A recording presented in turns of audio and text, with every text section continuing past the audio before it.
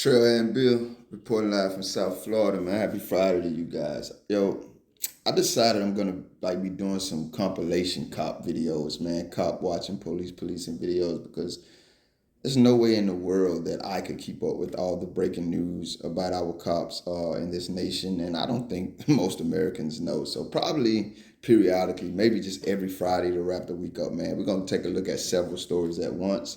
And before I talk y'all head off, let's just go ahead and get into the first video, man. We got three cops, three American domestic. Y'all know what they are.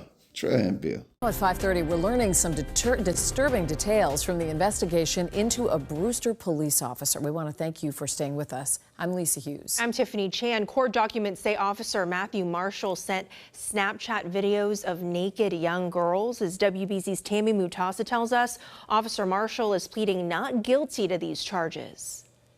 Right now, Officer Matthew Marshall is on administrative leave in light of these disturbing felony charges against him. The Brewster police chief saying the allegations are offensive and not in line with the department's values. Any comment? Since 2007, Brewster police officer Matthew Marshall swore an oath to protect and serve the most vulnerable. But now he's leaving court with no comment, charged with sharing inappropriate videos of children on Snapchat and secretly recording video of an elderly naked man in crisis during a call for service from his Snapchat account. You were a first responder photographing of a scene. You did possess child pornography. Before a judge today, prosecutors say Marshall had inappropriate Snapchat videos of young girls, one of them around 10 to 13 years old. Investigators say they have been tipped off by the National Center for Missing and Exploited Children and Snapchat, then traced the content back to Marshall. The image that was received in the tip, that phone number came back registered as the account holder of Matthew Marshall, resident of Brewster. Investigators say while they were looking at Marshall's Snapchat data, they also found more videos of him in uniform, quote, urinating all over the Dunkin' Donuts restroom sink and faucets in a manner to deface and mar the restroom and spoil its sanitary condition for other patrons. Mr. Marshall is someone who has absolutely no prior criminal record, had a long career in law enforcement. Officer Marshall admitted to investigators the Snapchat account was his, but he says he was hacked. I do think that the case is a serious case. Still, he was put in handcuffs when the judge ordered him to be held on a $1,000 cash bail, which he later posted. His devices that can go on the internet will be monitored by a probation officer. He obviously takes these allegations very seriously. He's married, he has 2 children. The chief says an internal affairs investigation is underway to determine Marshall's future as a police officer. Marshall was ordered to have no contact with minors except his own daughter. In Brewster, Tammy Mutasa, WBZ News. Damn, boy, they gonna cook y'all. They gonna cook your ass, fam. I can't do nothing for you, man, with that Boston accent. I wish I could say it in y'all accent. Y'all have a very unique accent. Sir, you were in Dunkin' Donuts pissing in the sink and on the faucets, man. What the hell is wrong with you, sir? I said they gonna cook your ass, homie. I'm not in this Me Too era of believe women crowd that like anything that somebody accuses a man of, he's guilty. But they say you had some naked pictures of underage girls, and then they came back and said you had inappropriate. So I'm wondering what is it? Because I know, like I say, with this era we live in, just because that's been accused of you, you're automatically guilty. And then especially on a platform like mine, like I think my core audience doesn't like you guys, no matter who you are or what you do. So they definitely probably gonna roast your ass. But I can't speak for them. I can speak for me. I want to see the evidence of you know what I mean, that before I get to calling him any names, man. And then you out here taking pictures of naked men at the crime scene. So it just occurs to me that you may be a little obsessed with a different type of perversion, sir. I don't know if you and your friends like to tell crude jokes.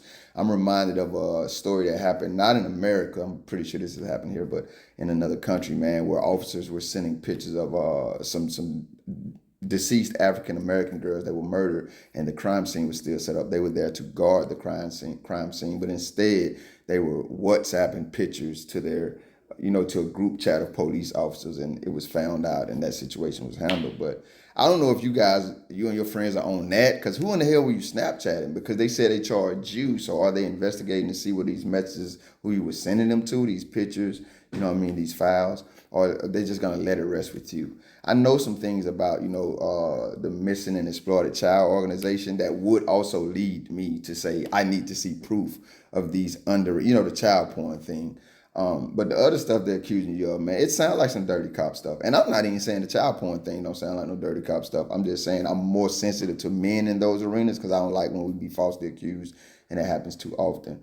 But if you are indulging in that type of behavior, so there's no excuse for that. There's no excuse for you to be at crime scenes, taking pictures of anybody, man, victimizing vulnerable people you're supposed to be protecting and serving. That lady said he took an oath to protect the most vulnerable. Is that true? Don't they take an oath to protect everybody?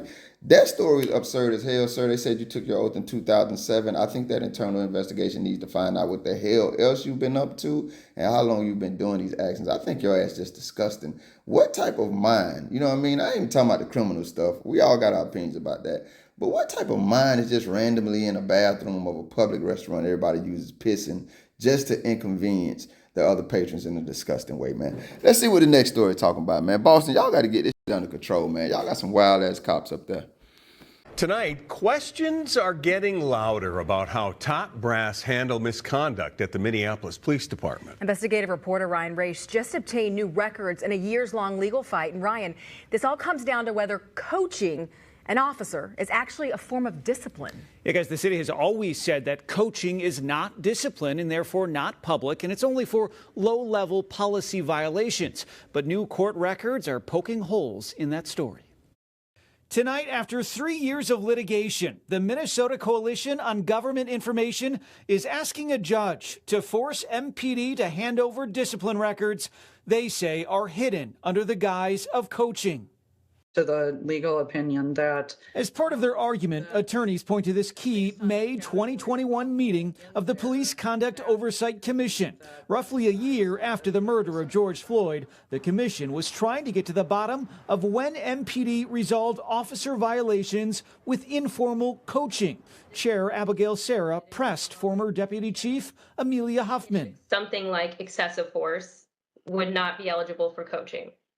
yes, that's correct. In general, I can say that our policy is written with the intention to only refer things for coaching that are considered to be low-level violations. And so force violations, use of force violations themselves are not included in those coaching referrals. But now court records suggest otherwise. According to this newly released deposition, the former deputy chief admits some serious cases are resolved with coaching, meaning it's never made public. When asked under oath about her previous statements, Huffman said, quote, "It did not occur to me to talk about coaching that arose from a chief's disciplinary decision." And today, a lawyer for the groups suing MPD responded. If it looks like discipline and quacks like discipline, and if it's for serious misconduct, then it's discipline and it's public. The plaintiffs here are asking for partial summary judgment, meaning the end of most of this case, and to force MPD to hand over unredacted discipline files related to coaching. According to its filing, Minkoji said it found MPD coached officers who violated use of force policies, failed to report improper force, mishandled firearms, and other constitutional violations. I reached out to the city for comment, but have not heard back. Kevin. Okay, Ryan Raish, thank you. Man, FTP, man, FTP. What's up with all these M starting states, bro? In Minneapolis, let me go and tell y'all, I said Missouri when I was supposed to say Minneapolis, and I said Minneapolis when it's the M states, man. It is what it is. They're refusing to let people go who've had their convictions irreversibly overturned, meaning like the court, the judge, the prosecutors who said these people are absolutely guilty are now saying, boy, we dropped the ball like hell. We got to let these folks out right now. They didn't do it. They got to go home right now. That's what the prosecutors and the judge who originally convicted them are saying. One of the men on death row, and they set him a death date, execution date, and they're refusing to let these men go. And now you got Missouri, man. Like, I'm gonna be honest with you, this ain't breaking news. The chief second in command lying about what's really going on. You got an outside agency investigating them and finding out the truth. And now you got to take them to court and sue them just to get what they already lied and said they were doing, because that's what they're supposed to be doing according to the law, according to their own rules and policies. We cannot trust American police to do anything would be terrorist and full of shit. That's just the bottom line. That's why the FTP is so strong. Like, the masses are now being irritated and outraged as they see this is not just an American government and control issue versus Negro things. This ain't just America versus Negroes no more. This isn't the Confederates versus the whoever the hell was on the other side. No, this is the American government versus every damn United States citizen. And more citizens who thought they were safe from this type of tyranny and terrorism are realizing ain't nowhere in hell. They might end up on my front door next. So what these cowards are doing in Minneapolis is they have this policy that allows them to not disclose officer discipline and officer problems. And the policy is saying, hey, if we handle this with coaching, then we don't have to tell the public about it. And what they were doing is, after they had a set list of things that were able to be handled with coaching and things that could not be resolved with just coaching, they were sliding the not resolved issues in there and not telling this outside agency, therefore the public, what these officers' history was and who these officers are, because, hey, it's under coaching, so we don't have to tell you. And now we got to waste and expend more taxpayer money just to get these coward-ass cops to do what they were supposed to be doing. This isn't breaking news for me. I just get more and more upset that we continue to get stories like this out of American police departments. And anytime you see most journalists and definitely our government agents on the news, all they do is hail these motherfuckers like they some type of heroes, like they not the domestic terrorists tearing apart the fabric of American society that they are. Minneapolis, man, y'all gotta clean that shit up, man. Let's get to the last video. That right there, I'm telling you, that pissed me off more than the other video, guys, because that's some bullshit. They all, like, why are you hiding criminals? These people are literally breaking the law. They using force. They pulling out guns when they ain't supposed to. And y'all hiding them in your department like some motherfucking heroes. Y'all ain't nothing but thugs, man. Minneapolis, I'm pissed off. We are also following new developments in the investigation into a Webster police sergeant and his traffic stop involving an off-duty Rochester police officer. Today, we are hearing directly from the Webster police chief. 13 WHAM's Jackie DePere is back from Webster with the very latest on that story tonight. Jackie, good evening. Good evening, Matt.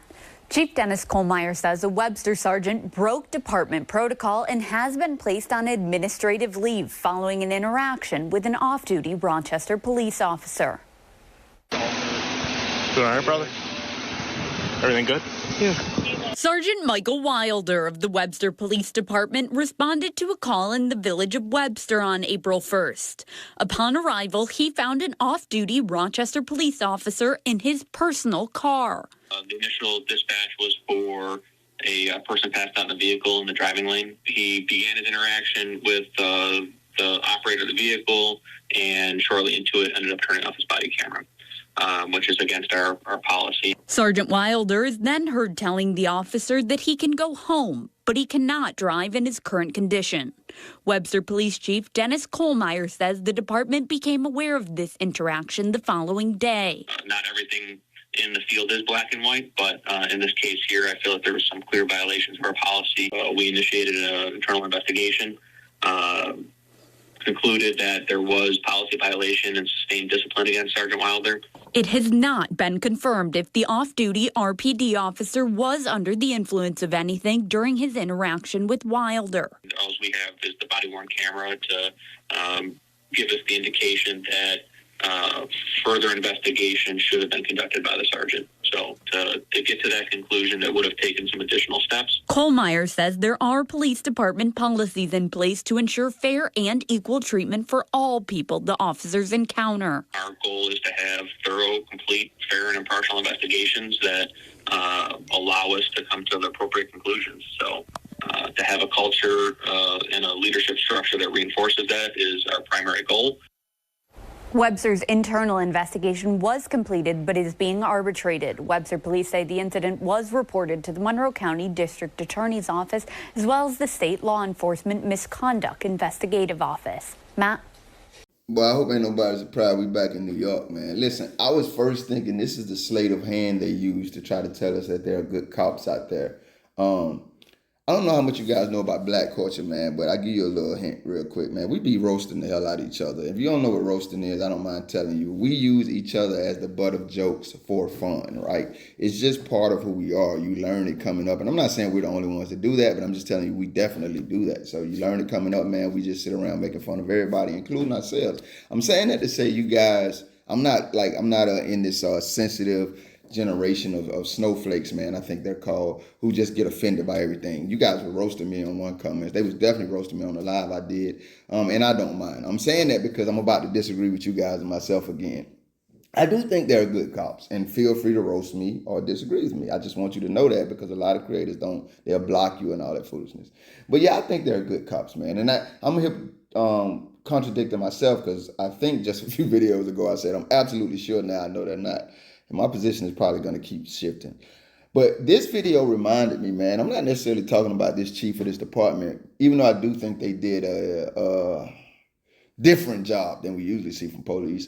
But I'm just reminded that there are good cops because you will hear stories about them. And what does happen to the good cops that exist is they are no longer welcome to be cops by the terrorist cops, which are the majority of these motherfuckers. Whether they're out there perpetrating the violence or not, they're allowed to happen. You're a motherfucking terrorist. The good cops are the ones that will arrest their ass and call them out. And there are stories out there about men and women like this. And what, again, happens to them is they are ostracized and no longer welcome to be cops. So I just had that, that thought running through my mind listening to that last story, and I wanted to share it, guys. What I have to say about this story, man, I mean, once again, who's surprised that it's in New York or that cops are letting cops, they don't mind that violent threats are on the street as long as it's somebody that they love, have an affinity for, or work with. He walked up to the car and called him brother. So I don't know if you knew this Negro was a cop. I don't know if you found out later. Obviously you did, but I'm just saying, I don't know. You did find out later, but I don't know if you had that information previously or you got it when you found out later. But you definitely called this Negro brother. You definitely told him he couldn't drive his car, but he could go home.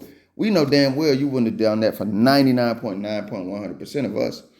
I do like the fact that his department, the chief stepped in and said, hey, man, ain't no way in hell. I would like to know what their investigation found out and what the arbitration, what the substantial part of that is. And I definitely hope I see this pop up on my feed again because I'm not going to chase it. But I do want to know what the conclusion of that arbitration is. He violated the policies. They got everything in place to make sure that cops, even when they dead ass wrong, it's still a way for us to maybe consider that it's not their fault. And that's probably what's going on with the arbitration. This in New York, so I'm pretty sure the union is involved. But it would just be nice if the rest of us had these privileges to be motherfucking criminals and terrorists and violent murderers and thugs and gang members and all this shit that they do and still not only get held as heroes, but to never face any criminal charges. New York, y'all be safe, man. Always feeling the police. Know your rights, guys. This was the first compilation. Probably gonna do some more. I'm done with it now. It's very live. I actually enjoyed it. But once again, it's just to get this information to you guys about who these people are in these uniforms, policing our communities, pretending not only our children, but our extended families and entire loved ones, circle of loved ones can trust them. You can't. You can never trust a cop. They're not your friends. I'm conflicted about it because I have cop family members and these are conversations I want to have with them. But I don't think they're horrible people, but they are cops and I love them to death. So like I said, I want to have these conversations with them, but you can't trust cops, man. They're not your friend. 100% of them are more committed to the job than they are anything that's humane. And the good cops, like I said, in my estimation, I don't have to be my estimation, I've seen the proof of it, they will not be cops for long. They will be ostracized, kicked out, and not welcome, and made to be the bad guys because they're calling terrorists to account. Trailhead Bill reporting live in South Florida. Boston, where we was at? Minneapolis. New York, I ain't even gonna tell y'all, man. Get that shit together, man. Y'all out here terrorizing the American public who pays you, and it's not okay. I'm out. Thank you if you made it this far. If you liked the video, feel free to hit that thumbs up button. I greatly appreciate it. If you care to go a little further than that, maybe even subscribe, hit the notification bell. Check out a few of the other videos on the channel. Either way, y'all be safe.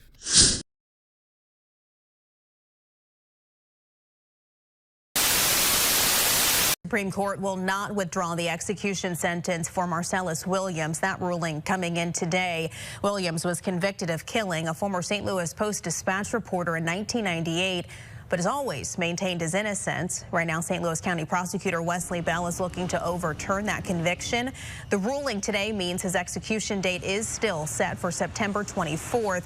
Williams can, however, still petition the court to delay. Williams' attorney sent us this statement saying, quote, "We will continue to pursue justice in the circuit court. We are confident that any court, when presented with all of the evidence, including the DNA evidence, will come to the same conclusion as St. Louis County Prosecutor Wesley Bell, that Marcellus Williams is innocent and his conviction must be overturned."